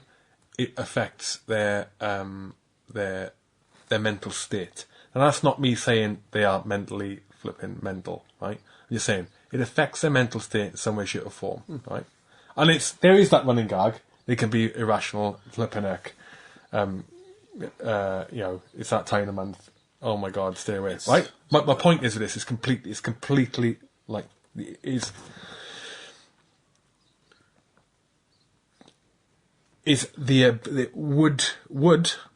would their ability to make critical decisions be impaired if that cycle is ongoing? Because I know, mate. Very good question. It's a very good question. But it's never mentioned. It doesn't get mentioned. It's like a touchy subject, but it's absolutely valid. I'm not saying it's not possible. Like that, you can have women. Mate, it'd be amazing. Look how many more people would be available to fight in forces, spearhead forces, if you could have women in infantry units. Can you imagine the bigger pool? The standard might actually go up of physical and mental ability because you could increase the levels because you've got a bigger pool to choose from. World War II, the Russians, they used women against the Germans, and as that woman sniper. Not on large scale. Woman sniper was like one of the best snipers. Took out the most amount of officers. She's a and everything. ninja. But not on a large scale. We're talking about I don't think she struggled with. We're talking about you can't use that as like a case study. We're talking about large scale. It's just what I thought.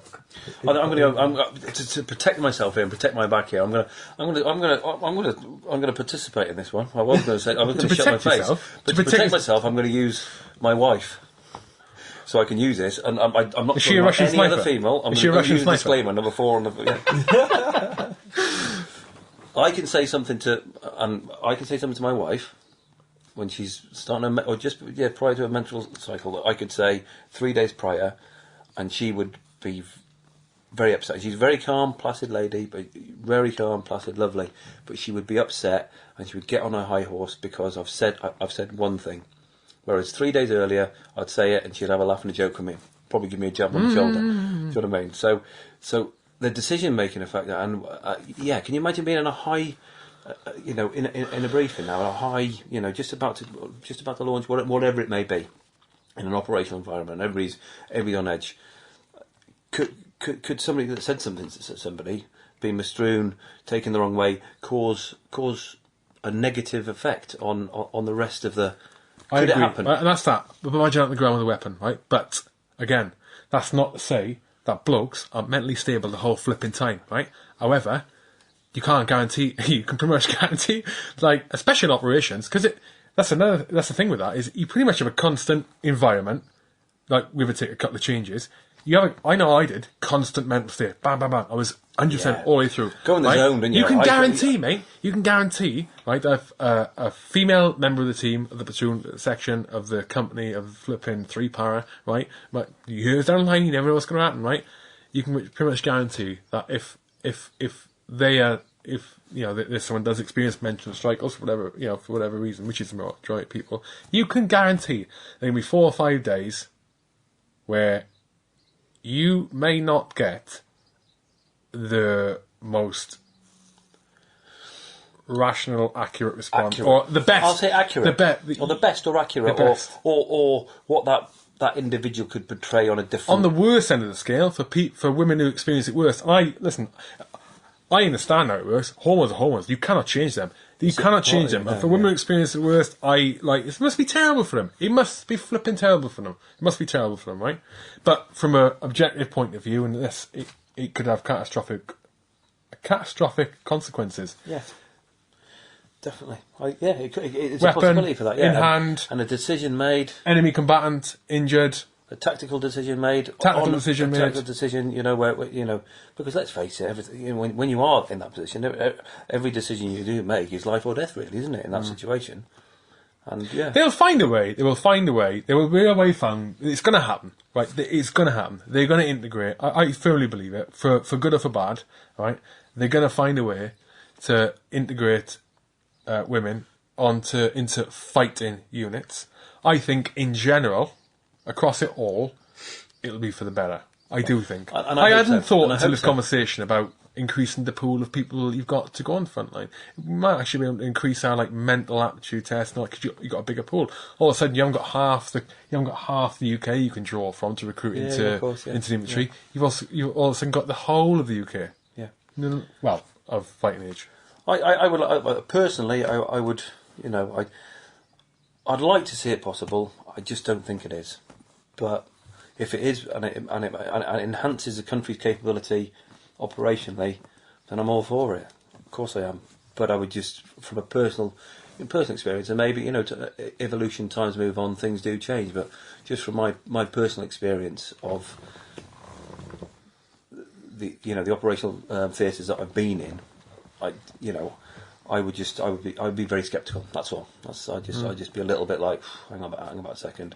Not in a bad way. More of a is this the right decision sort of thing, and why is it being made? And I'd like to I think I think it'll happen anyway. Public opinion and politicians not wanting to rock any boats and equality, any interest in equality, the more general equality thing, which is huge. Yeah, which should be, is going the right way. Yeah, going the right way. But there should be some casualties along the way, such as the military, maybe. Anyway, the time we've got to knock this on the head. Is that it, Jim? What a fantastic, brilliant. Guys. Whoa! Huh. How do we get hold of you and your company? TMT Construction. Get onto the website, www.tmt construction. No. TMT.construction. That's also my email address. No .co.uk, no .com. That confuses most people I deal with. They said, I've sent you an email. I said, well, there's no .co.uk or no .com on it. It's just .construction. So, there's a holding page there. Hugh's actually going to design my website, I've decided now. So when he first said that, no niff naff and trivia, leafing through all the information, it's literally what we do. Just to clarify, I didn't design your website. You will do. No, I will do. Right, okay. You will do. You're going to design the website, and then you're going to become my health and safety.